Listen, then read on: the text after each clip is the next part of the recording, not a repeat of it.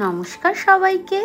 তোমরা কি জানো সয়া চাংস দিয়েও যে এত মজাদার একটা স্ন্যাক্স তৈরি করা যায়, যা তোমরা বিকেলে চায়ের সাথে খেতে পারো, বা বাড়িতে যদি কোনো অতিথি আসে তাদের সামনেও এটা কিন্তু রান্না করে দিতে পারো। এটা হলো একটা কাবাব রেসিপি। হ্যাঁ, এটা হলো সয়া কাবাব। চলো কিভাবে সয়া কাবাবটা তৈরি করেছি তোমাদের সাথে শেয়ার করি। প্রথমে একটা কড়াইতে বেশ খানিকটা জল নিয়ে জলটা একটু গরম করে নিতে হবে, আর সেই জলের মধ্যে দিতে হবে একটু নুন আর একটু ভিনিগার। আর জলটা যখন গরম হয়ে যাবে তখন এই সয়া চাংসগুলো, মানে এখানে প্রায় 100 গ্রাম মতো সয়া চাংস আছে, সেটা আমি দিয়ে দেব। আর ভিনিগারটা এই কারণেই দিলাম যে সয়াবিনের মধ্যে দেখবে একটা কেমন একটা গন্ধ থাকে, সেই গন্ধটাও দূর হবে, আর ভিনিগারটা দেওয়ার ফলে সয়াবিনটা বেশ সফট হবে।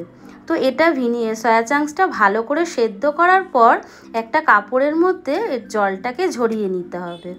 নিয়ে কাপড়টাকে একটু কাপড়টা দিয়ে চেপে চেপেই না সয়াবিনের মধ্যে যে জলটা আছে সেই সমস্ত জলটাকে কিন্তু নিংড়ে ফেলে দিতে হবে। এটা একটু গরম ছিল তাই আমার একটু অসুবিধা হচ্ছিল। তোমরা এই কাজটা কিন্তু সয়া চাংসটা ঠান্ডা হয়ে যাওয়ার পরেই কিন্তু জলটাকে চেপে বের করে দেবে, আর সমস্ত জলটাকে চেপে কিন্তু বের করে দেবে। তারপর যে মশলাটা লাগবে, একটু আদা, কাঁচা লঙ্কা, একটু রসুন, একটা মিক্সার জারের মধ্যে নিয়ে নেবে। নিয়ে নেওয়ার পর এক মুঠো মতন ধনেপাতা এর মধ্যে দিয়ে দিতে হবে। মানে ধনেপাতাটা না কাটলেও হবে, জাস্ট একটু জল ছাড়া একটু মিক্সার গ্রাইন্ডারে এটা ঘুরিয়ে নিতে হবে। দেখো পুরো কিন্তু বাটা হয়নি, একটু গোটা গোটাই থাকবে।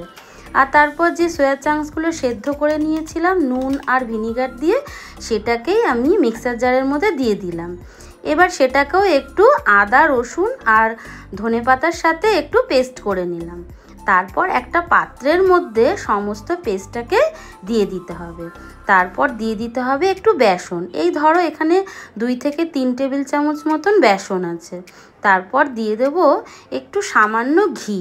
এই হাফ চামচের থেকেও কিন্তু কম ঘি এখানে ব্যবহার করছি।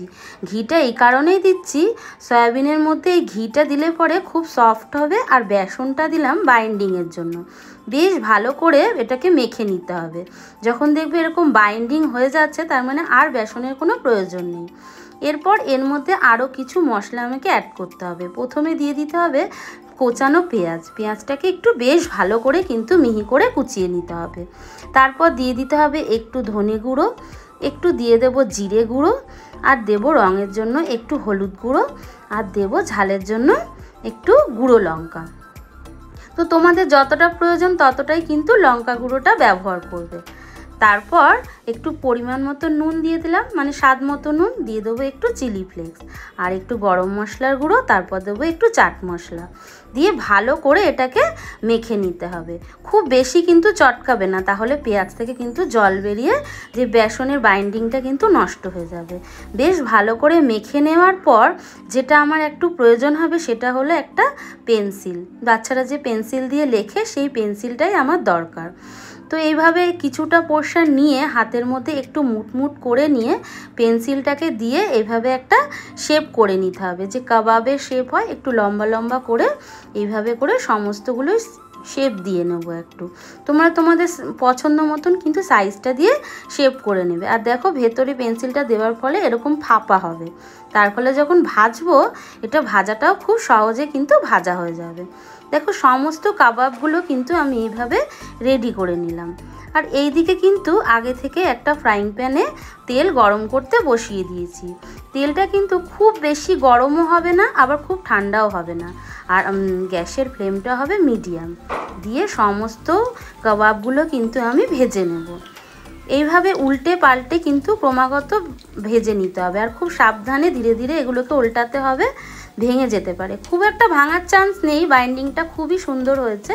তো ভাজা হয়ে যাওয়ার পর উল্টে পাল্টে লাল লাল যখন রং ধরবে, ভাজা হয়ে যাওয়ার পর তেল থেকে এইভাবে আমি তুলে নিয়েছিলাম। তো এইভাবে করে আমার প্রায় 2টো ব্যাচ লেগেছিল ভাজতে, 2 ব্যাচেই সমস্ত কাবাবগুলো কিন্তু ভাজা হয়ে গেছিলো। আর এটা এতটা সুস্বাদু হয়েছিল না, দুর্দান্ত লাগে খেতে। আর দেখো সব কাবাবগুলো কিন্তু আমি সুন্দর করে ভেজে নিলাম। ব্যাস তৈরি হয়ে গেল কাবাব।